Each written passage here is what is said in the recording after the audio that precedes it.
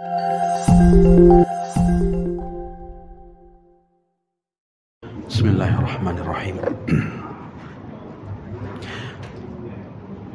Assalamualaikum warahmatullahi wabarakatuh.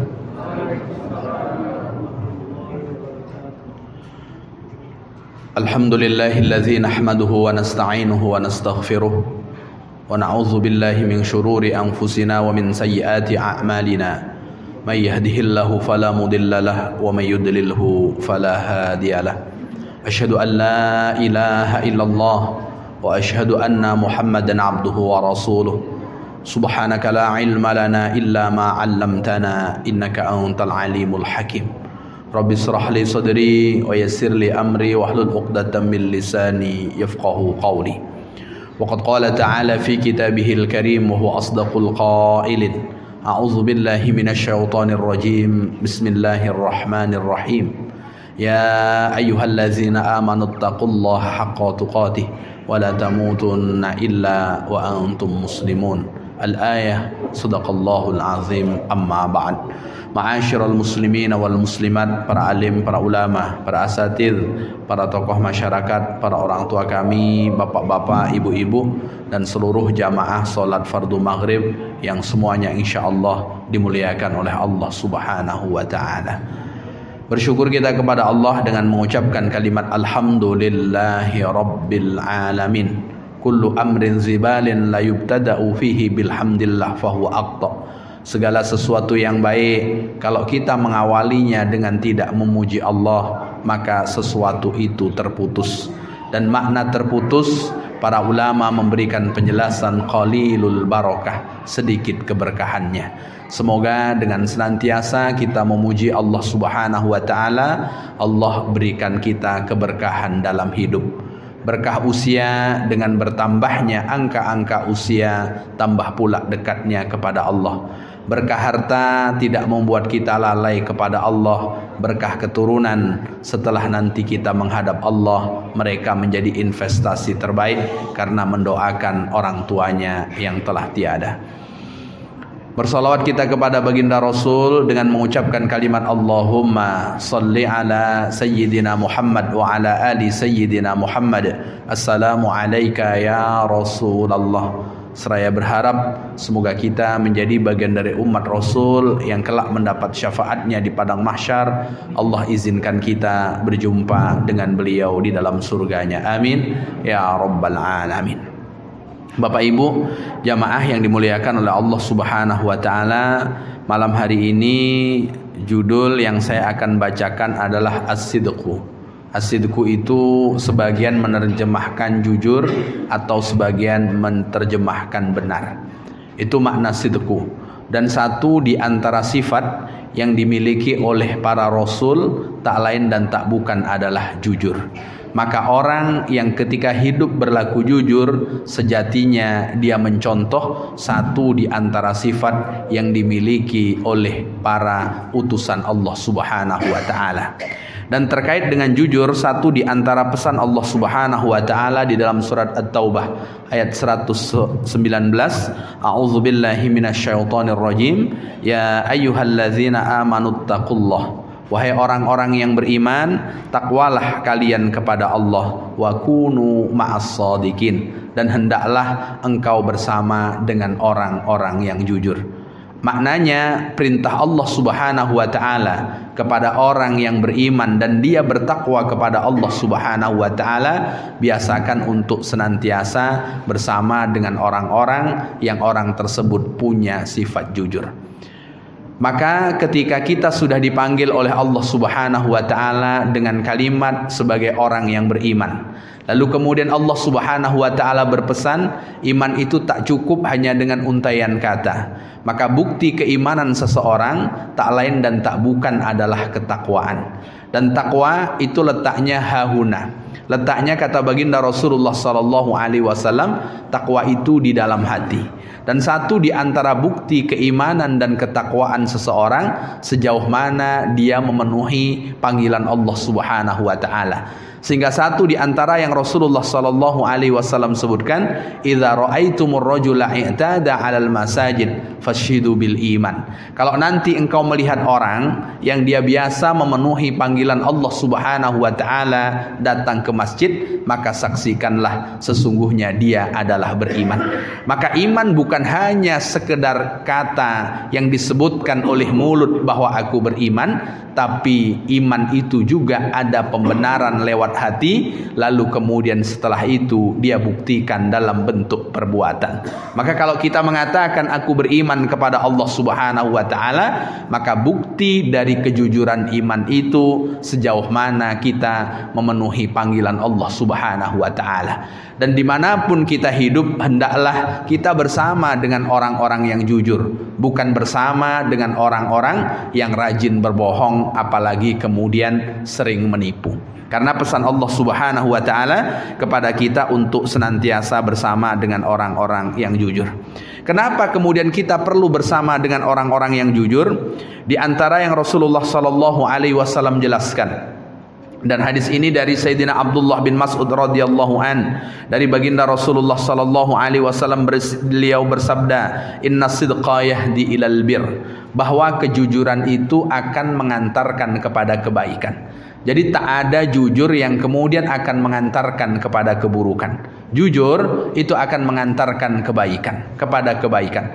Maka ada salah satu kisah seorang ibu yang begitu luar biasa berpesan kepada anaknya tentang jujur.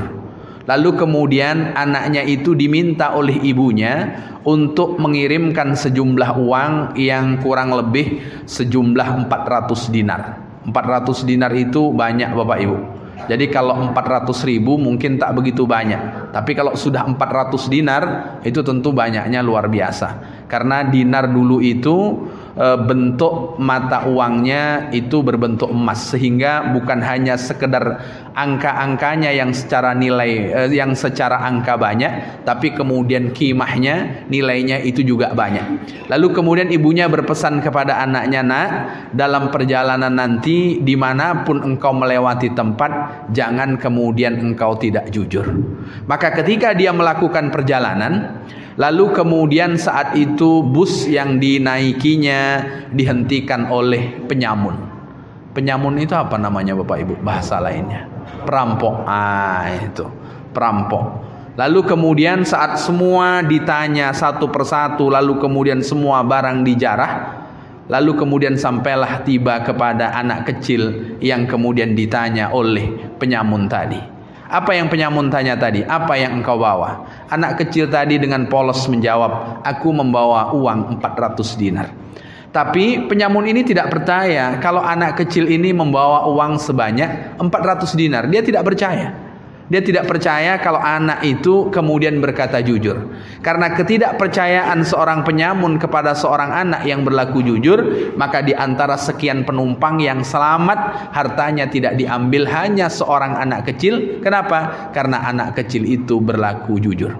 Berlaku jujur. Kejujuran seseorang itu ternyata mengantarkan kepada kebaikan, dan tak ada kebaikan yang kemudian tidak berbalas surga Allah Subhanahu wa taala. Sehingga Rasulullah sallallahu alaihi wasallam sebutkan, "Wa innal birra yahdi ilal jannah," dan kemudian kebaikan pasti akan mengantarkan orang kepada surga.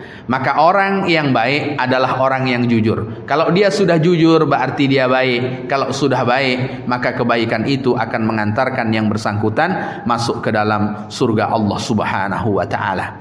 Dalam riwayat yang lain dijelaskan dari Hasan bin Ali radhiyallahu an. Hasan bin Ali bercerita, "Hafiztu min Rasulillah sallallahu alaihi wasallam." Ada sesuatu yang aku hafal, dan yang aku hafal ini adalah pesan baginda Rasulullah sallallahu alaihi wasallam. Apa pesan Rasulullah? "Da' ma yuribuka ila ma la yuribuk." Kata baginda Rasulullah, tinggalkanlah sesuatu yang membuat engkau ragu, melangkahlah kepada sesuatu yang engkau tidak ragu pada sesuatu tersebut. Lalu kemudian setelah itu apa kata Rasulullah? "Fa inna sidqa tuma'ninah wal kadhibu raibun." Sesungguhnya kejujuran akan mendatangkan ketenangan, dan kedustaan pasti akan mendatangkan keraguan. Jadi kalau berbohong itu akan mendatangkan keraguan, maka tinggalkanlah keraguan lewat berbohong berbohong itu tadi. Dan ketika jujur akan mendatangkan ketenangan, maka berlakulah jujur. Jadi tak ada orang yang kemudian berbohong lalu kemudian dia merasa tenang. Pasti dimanapun orang jika berbohong pasti akan bertolak belakang dengan apa kata hati nuraninya. Itu pasti. Makanya ketika berbohong pasti selalu tidak tenang. Makanya orang-orang yang bisa membaca wajah orang, ini orang ini jujur atau kemudian orang itu berbohong, biasanya bisa ditebak. Kenapa? Karena orang yang ketika berbohong pasti kemudian ada ketidaktenangan yang ada di dalam diri. Contoh Bapak Ibu yang dimuliakan oleh Allah Subhanahu wa taala, kalau kemudian kita mau bepergian ke satu tempat, lalu kemudian kita ditanya, seandainya di tempat itu masih diberlakukan, Bapak Ibu sudah vaksin? Padahal kita belum. Lalu kemudian kita ingin masuk ke tempat itu, lalu kemudian kita berkata sudah. Kira-kira setelah kita mengatakan sudah, kira-kira yang hadir tenang atau gelisah Bapak Ibu? Yang hadir pasti gelisah.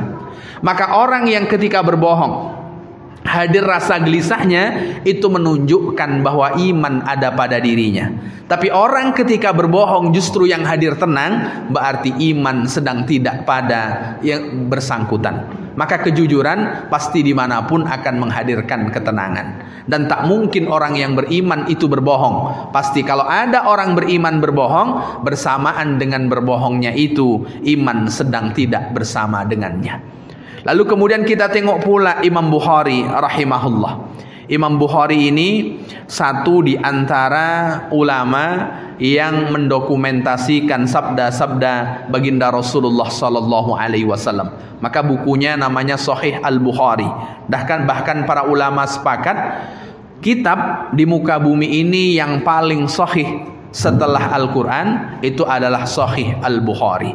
Menariknya Bapak Ibu yang dimuliakan oleh Allah Subhanahu wa taala, annahu kharaja yatlubul haditsa min rajulin. Pada waktu itu dia sedang keluar untuk mencari hadis dari seseorang. Imam Bukhari itu kan hadis yang kemudian kita baca dalam Sahih Bukhari, itu yang sebanyak itu Bapak Ibu yang dimuliakan oleh Allah Subhanahu wa taala, itu beliau mencarinya satu persatu itu.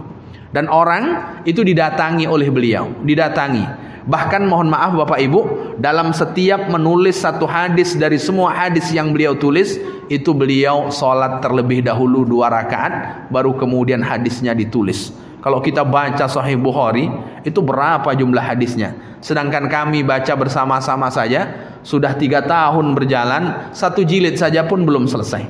Itu belum selesai. Lalu kemudian Bapak Ibu yang dimuliakan oleh Allah, Imam Bukhari itu setiap akan menulis hadis, pasti dia kemudian terlebih dahulu berwudu, lalu kemudian beliau sholat 2 rakaat, baru kemudian hadis itu ditulis. Bapak Ibu kalau kita menulis status, berwudu dulu, sholat dulu, atau langsung tulis Bapak Ibu? Entah status di media sosial kita kan, wah pokoknya asal tulis sajalah. Maka kadang tulisan kita itu mengandung fitnah. Kenapa? Karena kadang kita menulisnya sudahlah tidak berwudu, sudahlah tidak sholat 2 rakaat terlebih dahulu, yang penting hati kita senang saat kemudian kita menuliskan hal tersebut. Maka wajar tulisan kita tak lekat di hati orang. Maka wajar tulisan kita akan hilang dalam sekejap waktu, tidak dikenang oleh orang. Imam Bukhari sudah lama beliau meninggalkan kita, tapi sampai sekarang dari ujung dunia sampai ke ujung dunia semua orang masih membaca karya beliau. Wah, itulah diantara peninggalan ilmu yang begitu luar biasa. Dan Imam Bukhari itu mencarinya, meskipun satu hadis dia akan datangi orang. Maka satu di antara orang yang beliau datangi pada waktu itu sedang memanggil kudanya. Dia memanggil kudanya. Kan satu di antara kendaraan yang terbaik tempo dulu itu kan kuda. Tempo dulu kuda. Kalau sekarang ya bukan kuda lagi Bapak Ibu. Dulu kan kendaraan terbaik itu kuda, kan tak ada yang lebih baik dari kuda pada waktu itu. Mungkin ada onta, tapi onta itu untuk perjalanan yang terjal dan kemudian dia tahan lama. Jadi yang paling cepat itu dulu ya yang ditunggangi adalah kuda. Lalu pada waktu itu wahwa yushiru ilaiha biridaihi ka'anna fihi sa'iran. Pada waktu itu dia memanggil kudanya seakan-akan di dalam selendang, disebut selendang seperti yang saya pakai itu, seakan-akan di dalamnya itu ada makanan. Lalu kemudian kuda itu dipanggil. Nah, seperti itulah. Lalu kemudian saat itu Imam Bukhari datang. Saat Imam Bukhari datang bertanya, "Akana ma'aka sa'ir?" Apakah di dalam selendang yang engkau memanggil kuda itu ada gandumnya? Lalu kemudian laki-laki tadi menjawab, "La, tidak." Lalu kenapa engkau lakukan itu? "Aku hanya ingin memanggilnya supaya kemudian dia mendekat denganku." Lalu pada waktu itu apa kata Imam Bukhari? "La akhudhul hadis mimma yukadzibu alal bahaim." Aku tidak akan mengambil hadis dari orang yang tidak jujur meskipun dia berbohong kepada seekor hewan. Jadi luar biasa. Jadi hadis-hadis yang dikumpulkan Imam Bukhari, meskipun orang itu pernah meriwayatkan hadis, lalu kemudian ketika dia datangi ternyata dia tidak jujur meskipun kepada seekor binatang, lalu kemudian Imam Bukhari tak jadi mengambil hadis dari orang yang bersangkutan. Kira-kira Bapak Ibu, berapa kali kita berbohong dengan binatang Bapak Ibu? Kita mau nangkap ayam nih, kalau orang dulu kan ketika mau lebaran tentu dia akan menangkap ayam. Kalau orang sekarang mau lebaran tinggal beli ayam saja, tak perlu menangkap lagi. Nah, ketika akan menangkap ayam biasanya kan kita akan berikan makanan. Ada pula sebagian orang yang sengaja memanggil ayamnya, lalu kemudian di tangannya tidak ada apa-apa, hanya kemudian digini-ginikan supaya kemudian ayam itu mendekat kepadanya, lalu kemudian tak jadi memberikannya. Begitu luar biasa sikap Imam Bukhari terhadap hadis-hadis yang beliau kumpulkan, dan di antara dari siapa dia mengambil terseleksi betul dengan baik. Bahkan kepada orang yang tidak jujur dengan hewan pun Imam Bukhari tak jadi mengambil hadis dari orang yang bersangkutan. Maka menjadi contoh bagi kita Bapak Ibu yang dimuliakan oleh Allah Subhanahu wa ta'ala untuk senantiasa jujur dimanapun dan kepada siapapun. Lalu kemudian anwa'us sidqi, macam-macam bentuk kejujuran. Yang pertama adalah sidqun niyah, orang yang jujur di dalam niat. Jadi niat satu di antara hal yang kemudian orang perlu jujur di dalam niat tersebut. Bapak Ibu yang dimuliakan oleh Allah Subhanahu wa ta'ala, maka ketika orang berniat lalu kemudian niatnya benar, berarti apa yang dia lakukan akan mendapatkan catatan pahala di sisi Allah Subhanahu wa ta'ala. Tapi sebaliknya, jika orang berniat lalu kemudian di dalam niat itu dia tidak benar, berarti dia tidak termasuk mendapatkan apa-apa dari apa yang kemudian dilakukan oleh orang tersebut. Makanya ketika orang melakukan ibadah, satu di antara yang tak boleh ditinggalkan itu adalah niat. Dan niat itu harus jujur Bapak Ibu yang dimuliakan oleh Allah Subhanahu wa ta'ala. Maksudnya niat itu harus benar. Jadi kalau orang sholat isya lalu kemudian niatnya maghrib, kira-kira sholat isyanya jadi tidak Bapak Ibu? Ini kan tidak benar nih. Berarti kan tidak benar. Di dalam niatnya dia mengatakan 4 rakaat, lalu kemudian dalam perbuatannya dia hanya 3 rakaat. Berarti kan tidak jujur antara ucapan dengan perbuatan. Maka niat itu perlu kejujuran. Maka di antara hadis yang hampir semua ditulis oleh para ulama di dalam awal-awal menulis buku, itu adalah hadis tentang niat. Hadis tentang niat. Kenapa kemudian hadis tentang niat? Supaya kemudian orang itu ketika berniat benar, ketika berniat itu jujur. Maka hampir seluruh karya-karya para ulama itu sebagai motivasi bagi ulama yang akan menulis itu sendiri, dan bagi orang yang mempelajari kitab-kitab ulama itu biasanya diawali dengan niat. Diawali dengan hadis niat, innamal a'malu binniyat. Sesungguhnya sahnya amal itu ukurannya adalah niat. Maka niat yang benar akan menjadi balasan kebaikan. Tapi kalau kemudian orang itu berniat tidak benar, maka kemudian tidak mendapatkan balasan kebaikan dari apa yang dilakukan oleh seseorang. Ketika berbicara tentang niat yang karena Allah Subhanahu wa ta'ala, itulah diantara niat yang benar. Maka kalau melakukan sesuatu karena Allah, itu niatnya benar. Tapi kalau melakukan sesuatu bukan karena Allah Subhanahu wa ta'ala, berarti niatnya itu tidak benar. Jadi apapun bentuk ketaatan, kalau kita niatkan karena Allah Subhanahu wa ta'ala, berarti kita jujur di dalam niat. Kalau kemudian kita melakukan sesuatu tapi tidak karena Allah Subhanahu wa ta'ala, berarti kita tidak jujur di dalam niat.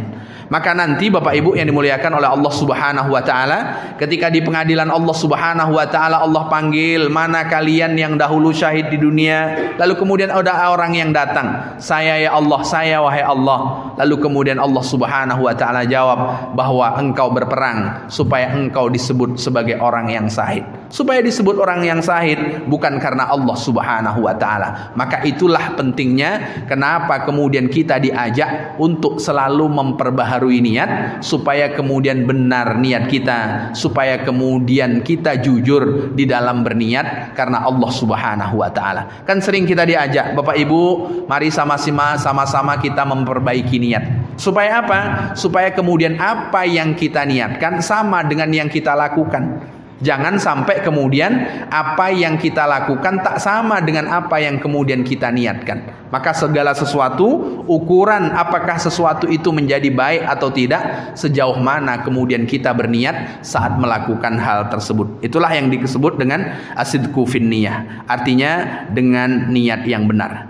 Yang kedua, sidqul iman. Yang kedua adalah benar dalam iman. Jadi imannya itu jujur. Karena orang yang tidak jujur di dalam keimanan itu disebut sebagai orang munafik. Di mulut dia mengatakan iya, tapi kemudian di hati dia mengatakan tidak. Itu kan sebagai orang-orang munafik.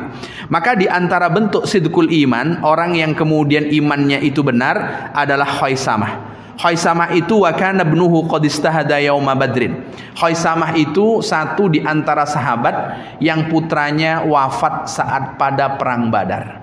Saat perang Badar putranya wafat. Lalu kemudian menariknya Bapak Ibu yang dimuliakan oleh Allah Subhanahu wa taala, pada waktu itu Khaisamah mengatakan, demi Allah, pada waktu perang Badar aku memotivasi anakku supaya kemudian turut serta di dalam perang Badar tersebut. Lalu kemudian saat memotivasi itu Khaisamah mengambil undian, yang undian itu jatuh kepada anaknya untuk sama-sama ikut perang Badar. Jadi Bapak Ibu yang dimuliakan oleh Allah, perang Badar itu satu di antara orang yang ikut, itu tidak sekedar ikut begitu saja Bapak Ibu. Jadi tak semua orang lalu kemudian diizinkan oleh Rasulullah SAW ikut. Maknanya orang-orang pilihan. Dan satu di antara orang yang terpilih itu adalah putranya Khaisamah. Lalu kemudian wala ra'aitul barihah ibni fin naumi fi ahsani suratin yasrahu fi thimaril jannah wa anharuha. Lalu kemudian Khaisamah setelah kemudian anaknya meninggal hadir di dalam mimpi Khaisamah. Lalu kemudian Khaisamah itu bercerita bahwa aku melihat anakku, lalu kemudian anakku pada waktu itu berada di dalam surga bersama dengan nikmat di dalam surga tersebut. Itu di antara yang dilakukan Khaisamah. Maka berbicara tentang pengorbanan orang tua terhadap anaknya yang diizinkan untuk ikut perang, kita bisa mencontoh Khaisamah. Kalau di bulan yang sekarang kita ada di dalamnya dan sebentar lagi kita akan memasuki bulan Zulhijjah, tentu kita bisa mencontoh tentang kebenaran iman Nabi Ibrahim alaihissalam. Nabi Ibrahim berapa lama menunggu hadirnya seorang putra Bapak Ibu? 80 tahun lebih. 80 tahun lebih itu bagaimana doa Nabi Ibrahim? Rabbi habli minas salihin. Ya Allah, berikan kepadaku keturunan yang solih. Dari keturunan yang solih. Itu berapa lamanya? Lebih dari 80 tahun. Bapak Ibu, ada di antara kita yang sudah meminta lebih dari 80 tahun? Ada Bapak Ibu? Yang sudah meminta lebih dari 80 tahun, lalu permintaan itu belum Allah Subhanahu wa taala kabulkan.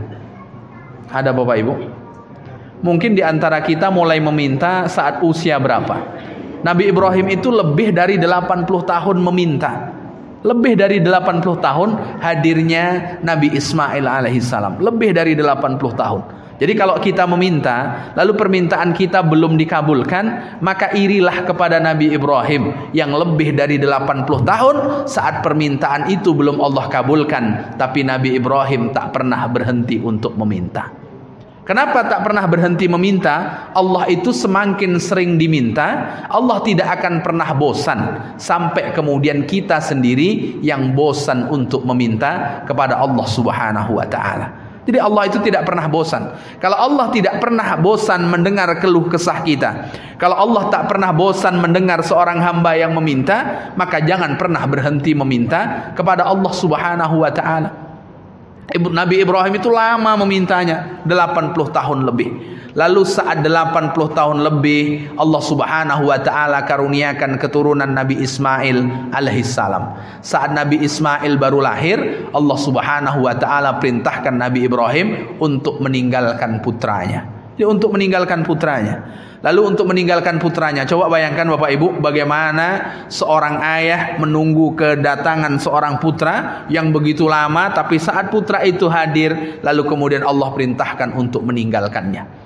Tentu berat rasanya, tapi Nabi Ibrahim karena kebenaran iman, dia tetap melakukan apa yang Allah Subhanahu wa ta'ala perintahkan. Ketika Nabi Ismail mulai beranjak besar, turunlah wahyu agar kemudian Nabi Ibrahim menyembelih Nabi Ismail. Pada waktu itu apakah dilakukan oleh Nabi Ismail? Dilakukan oleh Nabi Ibrahim.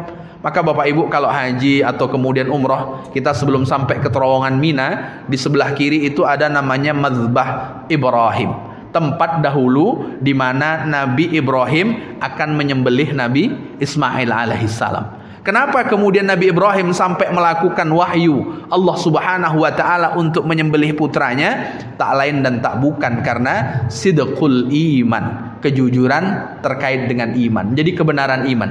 Jadi kebenaran iman seseorang itu sejauh mana dia lakukan perintah Allah Subhanahu wa ta'ala. Jadi kalau itu perintah Allah, maka dia akan lakukan. Itulah yang kemudian disebut dengan sidqul iman. Kalau harta sampai satu nisab, untuk membuktikan betul tidak keimanannya, maka dia akan keluarkan zakatnya. Meskipun tak ada orang yang meminta, meskipun tak ada orang yang menyampaikan bahwa Bapak keluarkanlah zakat 2,5%. Kalau kemudian hasil pertanian, jika pertaniannya itu tanpa modal, maknanya kita tidak perlu ada irigasi dan lain sebagainya, maka kita mengeluarkan 10%. Kita akan keluarkan begitu saja. Itulah diantara bentuk bukti sidqul iman, jujurnya atau benarnya keimanan. Jadi benarnya keimanan terhadap segala sesuatu yang Allah Subhanahu wa ta'ala perintahkan, kita lakukan. Bapak Ibu, kita berpuasa, tak ada orang yang mengawasi kita 14 jam.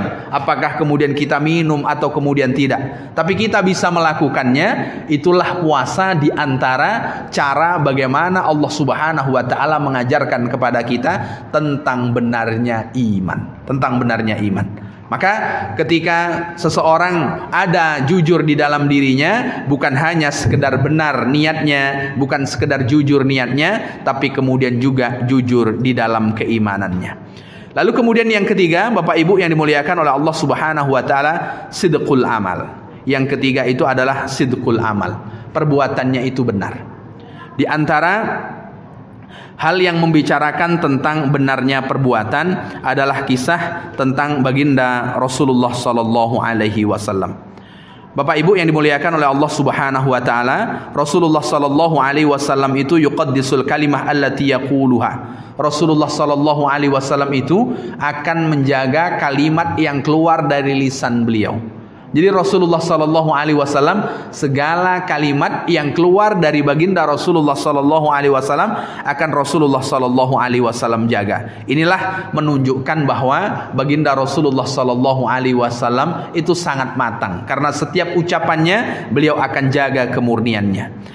Di antara tentang kejujuran Rasulullah sallallahu alaihi wasallam dalam ucapan dari Abdullah bin Abil Hamsa, qala bay'atu Rasulullah sallallahu alaihi wasallam bi bai'in qabla ayyab'atha. Pada waktu itu aku sedang bertransaksi jual beli dengan Rasulullah sallallahu alaihi wasallam sebelum Rasulullah sallallahu alaihi wasallam diangkat menjadi nabi. Jadi kisahnya ini sebelum Rasulullah sallallahu alaihi wasallam menjadi nabi. Kalau Rasulullah menjadi nabi, apa yang Rasulullah sallallahu alaihi wasallam sabdakan, apa yang Rasulullah sallallahu alaihi wasallam ucapkan, itu kan dibimbing wahyu. Ini sebelum Rasulullah sallallahu alaihi wasallam menjadi nabi. Sebelum Rasulullah sallallahu alaihi wasallam menjadi nabi, satu di antaranya berlakulah transaksi jual beli. Fa baqiyat lahu baqiyah. Lalu kemudian fawa'atuhu an atihi biha fi makanihi. Lalu kemudian pada waktu itu ada sisa dari transaksi jual beli tersebut. Karena tidak ada kembalian, akhirnya mereka menyepakati di tempat ini hari ini, kemudian nanti mereka akan sama-sama datang. Antara siapa? Antara baginda Rasulullah sallallahu alaihi wasallam dengan Abdullah bin Abil Hamzah. Lalu kemudian setelah disepakati di tempat itu pada hari itu, lalu kemudian fanasi itu, kata Abdullah bin Abi Hamzah, dia lupa kalau dia punya janji dengan baginda Rasulullah sallallahu alaihi wasallam. Dia lupa kalau punya janji dengan Rasul. Lalu kemudian saat dia ingat, summa dzakartu ba'da salasatin, aku ingat setelah 3 hari dari janji tersebut. Berarti kalau janji hari Selasa, ingatnya kapan ini Bapak Ibu?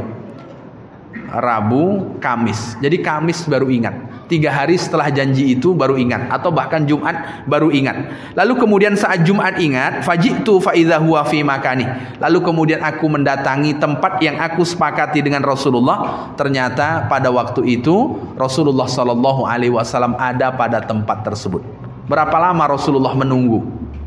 Janji dengan orang yang Rasulullah sallallahu alaihi wasallam ingin mengembalikan kembalian dalam transaksi jual beli, Rasulullah menunggunya 3 hari. 3 hari ini dari hari yang disepakati. Bapak Ibu, kalau kita janji dengan kawan jam 11, lalu sudah jam 2 tidak datang, kita tunggu atau kita tinggalkan Bapak Ibu?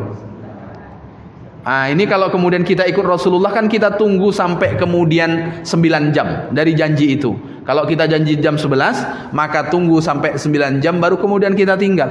Rasulullah sallallahu alaihi wasallam menunggunya itu 3 hari dari kesepakatan di mana kemudian mereka janji. Jadi ketika Abdullah bin Abi Hamzah itu datang, Rasulullah sallallahu alaihi wasallam masih berada di tempat di mana beliau berjanji. Dan pada waktu itu Rasulullah belum diangkat menjadi nabi. Rasulullah belum diangkat menjadi nabi saja, Rasulullah sallallahu alaihi wasallam menjaga lisannya, menunjukkan bagaimana Rasulullah sallallahu alaihi wasallam itu jujur di dalam ucapan beliau. Rasulullah sallallahu alaihi wasallam jujur. Lalu kemudian saat Abdullah bin Abi Hamzah datang, apa kata baginda Rasulullah sallallahu alaihi wasallam? Ya fata, wahai pemuda, laqad syaqqaqta alayya, sungguh engkau telah merobek-robekku, kata baginda Rasulullah. Kenapa? Ana hahuna munzu salasin antaziruka, aku di sini sudah 3 hari menunggumu. Nah, itu kata baginda Rasulullah sallallahu alaihi wasallam. Itu hanya janji untuk mengembalikan uang dalam transaksi jual beli. Bapak Ibu, kan kita sering kadang ke kedai, lalu kemudian saat sudah dihitung, ternyata uang yang kita bawa kurang. Saat uang yang kita bawa kurang, biasanya apa yang kita katakan Bapak Ibu? Nanti saya balik dulu, nanti saya bayar. Atau kemudian besok saya bayar. Lalu kemudian kita lupa. Nah, saat kita lupa, biasanya ingatnya berapa hari Bapak Ibu? Kalau tidak ditulis, itu bisa lupa panjang itu Bapak Ibu. Makanya kenapa kemudian dalam transaksi pinjam meminjam atau kemudian jual beli, biasakan kalau seandainya terhutang atau kemudian ada sesuatu yang harus kita kembalikan, atau kemudian sesuatu itu kita belum bisa membayarnya karena pada waktu itu kita tidak membawa uang, biasakan untuk mencatat supaya kemudian kita tidak lupa. Ini janji dengan orang yang paling jujur, baginda Rasulullah sallallahu alaihi wasallam. Maka wajar gelar Al-Amin Rasulullah itu kan sebelum diangkat menjadi nabi. Sebelum Rasulullah sallallahu alaihi wasallam diangkat menjadi nabi, itu diantara bentuk kejujuran baginda Rasulullah sallallahu alaihi wasallam dalam bentuk ucapan beliau. Maka jujur, kita tidak dituntut hanya sekedar jujur di dalam hati, tapi kemudian kita juga dituntut jujur juga di dalam ucapan. Ucapan jujur. Maka kalau ucapannya jujur, maka antara mulut dengan hati tak pernah pecah kongsi. Jadi kalau mulut dengan hati berpecah kongsi, berarti kita sudah tidak jujur. Kalau mulut mengatakan iya, ternyata hati tidak, berarti kita tidak jujur. Maka jujur yang diajarkan di dalam agama kita tak lain dan tak bukan dari niat saja kita sudah jujur, sudah benar, lalu kemudian benar pula di dalam perbuatan, lalu kemudian benar pula juga di dalam ucapan. Jadi ucapan, lalu kemudian perbuatannya semuanya benar. Dan itu diantaranya juga yang diajarkan oleh baginda Rasulullah sallallahu alaihi wasallam kepada kita. Maka kita dituntut dalam banyak hal. Sidqul lisan, benar di dalam lisan. Yang keberapa nih tadi Bapak Ibu? Keempat atau ketiga? Sudah keempat ya, sudah keempat, sidqul lisan. Maka kita jujur di dalam lisan. Jadi ada sidqun niyah, benar niatnya. Lalu kemudian yang kedua sidqul iman, benar ada yang ada di dalam hatinya. Artinya iman itu bahwa niat yang benar, lalu kemudian mendapatkan catatan pahala di sisi Allah Subhanahu wa taala, tentu ada keimanan. Maka perintah-perintah kebaikan seluruhnya selalu dikaitkan dengan iman. Kita cek umpamanya, wa basyiril ladzina amanu wa amilus solihat. Beri kabar gembira kepada orang-orang yang beriman dan orang-orang yang beramal solih. Maka ketika Allah menyebutkan amal solih, Allah Subhanahu wa taala awali dahulu dengan kalimat iman. Jadi iman itu selalu bersamaan kalau ingin mendapatkan catatan pahala di sisi Allah Subhanahu wa taala. Segudang kebaikan kalau tidak disertai dengan keimanan, maka tidak akan menambah timbangan amal kebaikan kita di sisi Allah Subhanahu wa taala. Kalau sudah benar niatnya, benar imannya, lalu kemudian yang ketiga benar perbuatannya. Jadi benar perbuatannya. Orang sekarang ini kan mohon maaf Bapak Ibu, antara bicara dengan perbuatannya itu sering pecah kongsi. Di mulut berkata A, tapi perbuatannya ternyata bukan A yang dilakukan. Bukan A yang dilakukan. Maka kan orang-orang ini bermacam-macam bentuknya. Bermacam-macam bentuknya. Ya macam-macam lah antara satu tempat dengan tempat yang lainnya. Kalau orang Jepang, banyak bicara atau banyak kerja Bapak Ibu? Kalau orang Jepang, banyak bicara atau banyak kerja? Banyak kerja. Itu orang Jepang itu. Maka orang Jepang itu banyak kerja. Dan satu di antara tempat yang juga saya tengok orang itu lebih banyak bekerja dibanding berbicara, itu di Cina. Di Cina saya 30 hari, 1 bulan. 1 bulan itu mau nengok orang ngobrol, ketawa-ketawa, terbahak-bahak, itu payah mau cari Bapak Ibu. Payah mau cari. Orang itu semuanya serius jalan. Pokoknya semuanya serius lah. Mau dia di alat transportasi, dimanapun semua orang serius. Kalau jalan, pokoknya serius sekali. Jadi mau jalan lenggok-lenggok seperti kita tak ketemu Bapak Ibu. Wah pokoknya semuanya lah. Maka saya tengok waktu 30 hari itu payah mau mencari orang yang ukuran berat badannya itu di atas 65 kilo. Itu payah mau cari itu. 70 kilo itu payah cari. Orang rata-rata ukuran badannya ya karena memang mereka hampir biasa berjalan kaki. Lalu kemudian mereka bicaranya itu tak banyak. Tapi kemudian banyak yang kemudian mereka lakukan. Itu orang Cina dan kemudian juga orang Jepang itu termasuk. Kalau orang India Bapak Ibu? Banyak bicara, sedikit kerja. Kalau orang kita?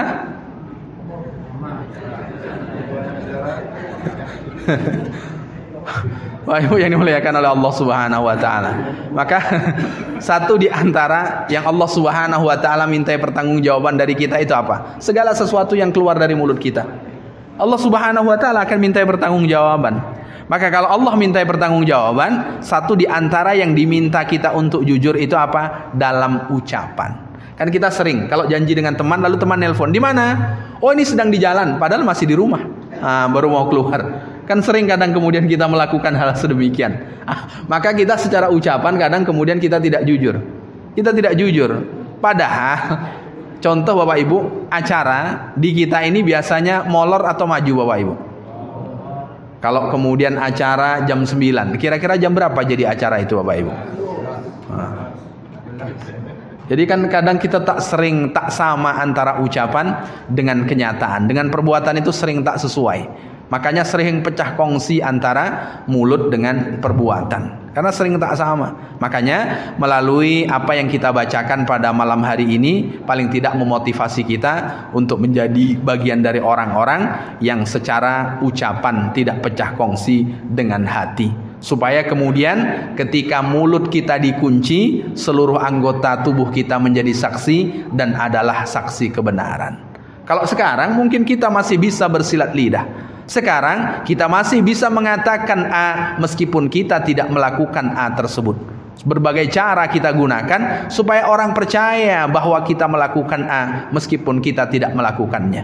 Tapi nanti di pengadilan Allah, yang paling hebat di dunia mulut kita itulah Allah Subhanahu wa taala kunci, dan kemudian akan menjadi saksi anggota tubuh kita yang lainnya. Jadi anggota tubuh kita yang lain menjadi saksi dari apa yang kemudian kita lakukan. Saat itu mulut kita sudah tidak bisa berbicara apa-apa. Nah, semoga saat mulut kita terkunci, anggota tubuh kita memberikan kesaksian kebaikan. Saat kita tidak bisa berhujjah di pengadilan Allah Subhanahu wa taala, semoga puasa yang kita lakukan, Al-Quran yang kita baca, yang akan membela kita di pengadilan Allah Subhanahu wa taala kelak. Amin ya rabbal alamin. Kalau sekarang kita kan masih bisa mencari cara supaya kemudian kita selamat dari sesuatu keburukan yang kemudian kita lakukan. Kita kan mencari segala cara. Jadi payah kalau mau mencari orang jujur sejujur-jujurnya. Ada salah satu kisah Bapak Ibu yang dimuliakan oleh Allah Subhanahu wa taala. Seseorang melakukan penjualan tanah. Ini terjadi. Lalu kemudian ketemulah orang yang membelinya. Berarti antara si A dengan B melakukan transaksi jual beli. Saat sudah disepakati jual beli itu, akhirnya kemudian si A menerima uang dari si B, dan si B pun mendapatkan tanah dari si A. Lalu kemudian saat si B ingin membangun bangunan di tanah yang barusan dibeli dari si A, ternyata di tanah yang digali itu ada harta karun. Apa yang dilakukan si B? Memulangkan tanah yang dia beri dari si A. Kalau kita Bapak Ibu beli tanah, kita cangkul, ternyata ada emasnya 3 kilo. Kita pulangkan atau kita diam-diam? Nah, kita diam-diam saja. Lalu kemudian apa yang dilakukan oleh si B ini? Dipulangkan kembali tanahnya kepada si A. Menariknya Bapak Ibu, apa yang dilakukan si A? Si A tak mau menerimanya karena saya telah menjualnya. Nah, coba bayangkan bagaimana orang sama-sama mempertahankan kejujurannya.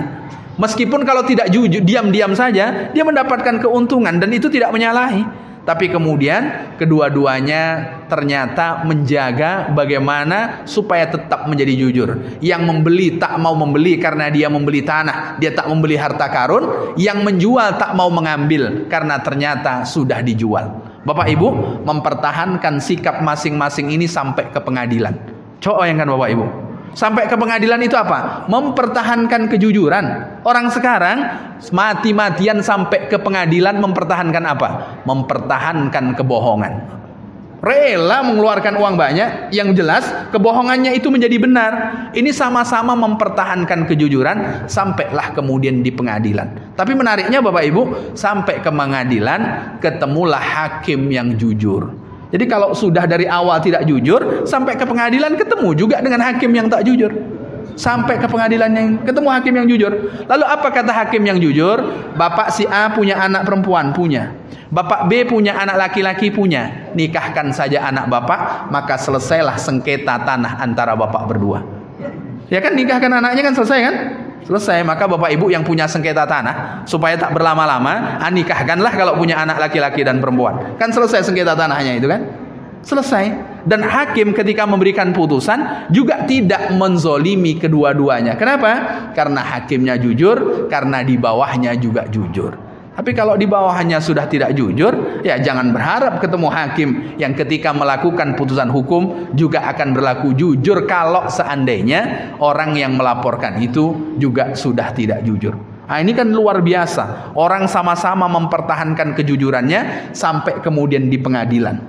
Lah kita ini kadang Bapak Ibu mati-matian mempertahankan kebohongannya, bahkan kemudian sampai ke pengadilan. Wal'iyazubillah, sama-sama kita memohon perlindungan kepada Allah Subhanahu wa taala. Semoga kisah ini menjadi bagian dari kisah yang bisa memotivasi kita dan mengajarkan kepada anak-anak kita tentang satu di antara sifat wajib yang dimiliki oleh para rasul, yaitu jujur, dan kemudian kita berusaha untuk mencontoh kejujuran baginda Rasulullah sallallahu alaihi wasallam meskipun belum bisa berbuat sama. Barangkali itu Bapak Ibu yang bisa saya sampaikan. Jika ada tutur kata yang kurang berkenan, saya mohon maaf, karena beberapa saat lagi waktu Isya masuk. Semoga di bulan Zulqa'dah Allah temukan kita dengan bulan Zulhijjah, dan di bulan-bulan yang Allah muliakan semoga bisa kita melakukan amal-amal, apalagi amal yang dilakukan di 10 hari pertama dari bulan Zulhijjah, amal yang paling Allah Subhanahu wa taala senangi.